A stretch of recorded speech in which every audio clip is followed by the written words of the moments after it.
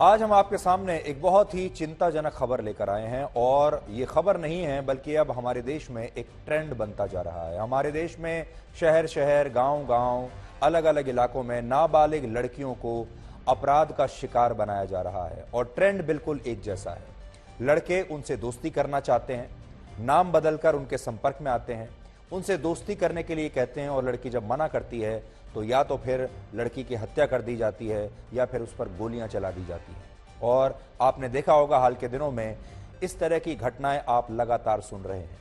बहुत सारे दर्शक, बहुत सारे लोग इन्हें अपराध की एक मामूली घटना मान बैठते हैं, लेकिन ये अपराध की घटना नहीं है बल्कि समाज में आने वाले एक बहुत बड़े तूफान की आहट है। इसलिए आज हम ब्लैक एंड व्हाइट की शुरुआत भारत की राजधानी दिल्ली की उस घटना से करेंगे जहां 19 साल के एक लड़के ने 16 साल की एक लड़की को इसलिए गोली मार दी क्योंकि वो उससे दोस्ती नहीं करना चाहती थी। ये लड़का मुस्लिम समुदाय से आता है और इसका नाम अमानत अली उर्फ अरमान अली है, जबकि पीड़ित लड़की का नाम नैना मिश्रा है जो अब सरकार से इंसाफ मांग रही है।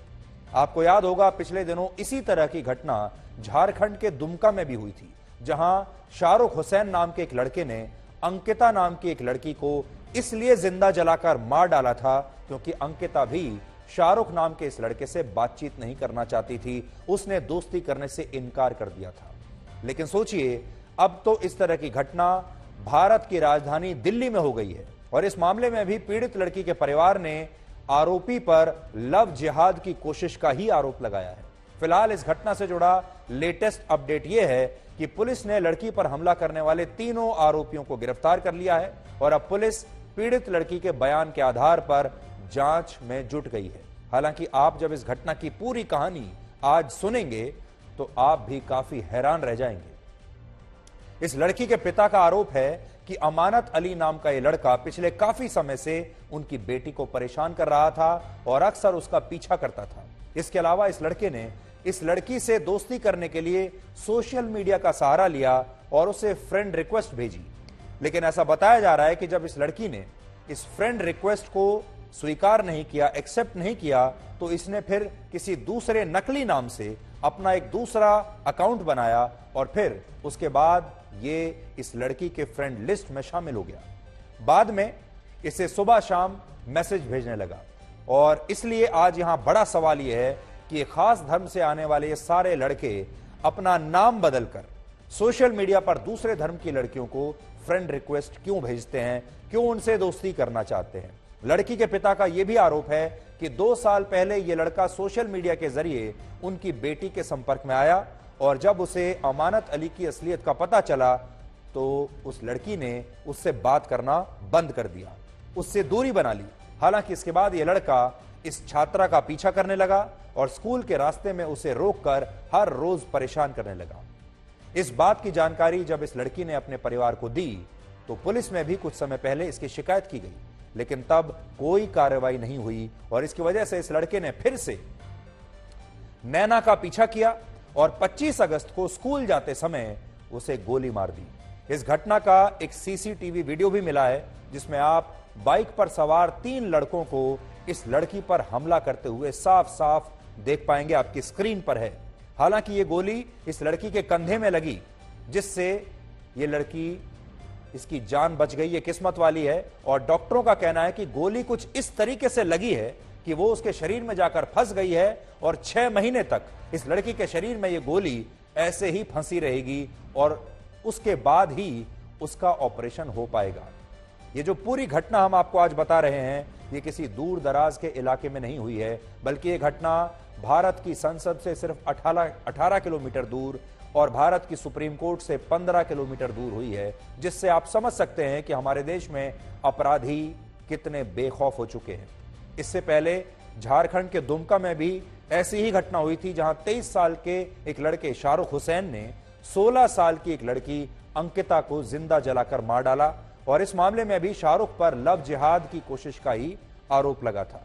कुल मिलाकर अगर आप देखेंगे तो इस तरह के मामलों में जो आरोपी होते हैं वो पहले अपना नाम बदलकर लड़कियों से दोस्ती करते हैं और अगर दोस्ती हो जाती है और लड़की बात करने लगती है तो उसका धर्म परिवर्तन करने की कोशिश करते हैं और अगर लड़की दोस्ती करने से इनकार कर दे तो फिर उसे जान से मार देते हैं। ये एक बहुत ही खतरनाक ट्रेंड है जिससे पूरे देश को, आप सबको आज सावधान होने की जरूरत है। दिल्ली के इस मामले में लड़की के परिवार और दूसरे लोगों का क्या कहना है, पहले आप ये सुनिए और फिर हम आपको ये बताएंगे कि कैसे भारत में इस समय शहर शहर लड़कियों पर सनकियों का कहर इसी तरह से देखने को मिल रहा है। पंकज जी, इसी तरीके की एक वारदात दुमका में भी देखने को आई है। आपको क्या कहना चाहेंगे, क्योंकि यहां पर भी आपकी बेटी को निशाना बनाया गया, उसे गोली मारी गई, गनीमत रही कि गोली कंधे में लगी। बिल्कुल जी, उस बच्ची के साथ तो बहुत दुखद हुआ है, पर उस बच्ची ने भी साहस दिखाया और उसने अपना बयान दिया है। दोस्ती करना या किसी चीज के लिए आप किसी को प्रेशर दे रहे हैं, जबरदस्ती तो दोस्ती नहीं होती किसी के साथ। आप कुछ भी हो, मुझे नहीं अच्छा लगे मैं आपसे दोस्ती नहीं कर सकता। ये कोई जरूरी नहीं है कि आप जो चाहें वही हम करें।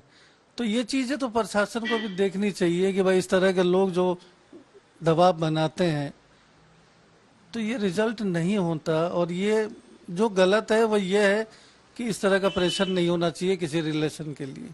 इस पूरे इलाके में अगर हम स्कूल आती जाती बच्चियों की सुरक्षा की बात करें, कभी पुलिस पेट्रोलिंग या ऐसी चीज, आपकी बच्ची अगर अब स्कूल जाएगी घर से तो क्या आप निश्चिंत रह पाएंगे? बिल्कुल नहीं रह पाएंगे। और जहाँ तक पेट्रोलिंग की बात है, जब से हमारे साथ ये हादसा हुआ अब पुलिस दिखती है हमें, और ये कितने दिन दिखती है ये भी देखने की चीज है। ठीक है सर। और दूसरी बात यह है कि बच्ची सुरक्षित कैसे है? अपनी माँ के साथ नहीं है, अपने पिताजी के साथ नहीं है, तो किसके साथ सुरक्षित है ये बता दीजिए। 25 अगस्त का ये इंसिडेंट था कि दोपहर में ये 16 साल की बच्ची जो 11th स्टैंडर्ड की स्टूडेंट है, उसको बी ब्लॉक संगम विहार के इलाके में सिंगल शॉट गन इंजरी के साथ वो एडमिट हुई बथरा हॉस्पिटल में। उसने बताया कि 3 अक्यूज थे, 3 में से एक अमानत अली है जिसको वो जानती थी पिछले 2 सालों से, उनकी थी दोस्ती। रिसेंटली उनकी बातचीत बंद हो गई थी और 3 अक्यूज में से एक वो था। हमारे लोकल इंफॉर्मेशन एंड इंटेलिजेंस के through plus CCTV footage surveillance as well as clarity के थ्रू हमें पता चल गया कि जो दूसरे 2 अक्यूज्ड हैं वो बॉबी एंड पवन हैं। हम उनके पीछे लगे रहे। हमने टीम्स भेज दी मुजफ्फरनगर, क्योंकि हमें इंफॉर्मेशन मिली कि तीनों अक्यूज वारदात के बाद वहां को भागे हैं, वहां से वो मिस हो गए। 26 तारीख को पवन और बॉबी हमने अरेस्ट कर लिया। अमानत अली फिर भी भाग गया। Special staff as well as हमारी लोकल थाने की 4 टीमें लगी इस केस के पीछे। और 31 तारीख को थ्रू लोकल सोर्सेस हमें पता चला कि अमानत अली त्रिलोकपुरी के इलाके में आएगा और हमने उसको वहां से एप्रीहेंड कर लिया। अभी आपने एक असहाय पिता को सुना, उन्हें अभी आपने देखा। और हमारे देश में ऐसी करोड़ों लड़कियां होंगी, नाबालिग लड़कियां होंगी जो हर रोज अपने स्कूल जाती हैं, या फिर ऐसी लड़कियां हैं, छात्राएं हैं जो अपने हर रोज अपने कॉलेज जाती हैं, अपने घर से बाहर निकलती हैं और उन्हें इसी तरह की छेड़छाड़ का सामना करना पड़ता है। इसी तरह मन चले उनका पीछा करते हैं और उनका परिवार बिल्कुल असहाय है। पुलिस में रिपोर्ट करते हैं तो पुलिस वाले कुछ काम नहीं करते, कोई एक्शन नहीं लेते और इसी तरह से लड़कियां अपनी जान पर खेलकर स्कूल जाती हैं, अपनी जान पर खेलकर कॉलेज जा रही हैं, बाजार जा रही हैं या फिर काम करने के लिए जा रही हैं। ये हमारे देश की एक बहुत बड़ी समस्या बनती जा रही है। आप में से बहुत सारे लोगों ने इसे खुद से इस समस्या का सामना किया होगा। आप जिस भी शहर में रहते हैं, कस्बे में या गांव में, आपने भी अपने गली में, मोहल्ले में, शहर में इस तरह की समस्याओं का सामना किया होगा। अगर आपके घर में कोई नाबालिग लड़की है या कोई महिला है या कोई भी लड़की है तो, और ये अब हमारे देश की एक बहुत बड़ी समस्या बन रही है।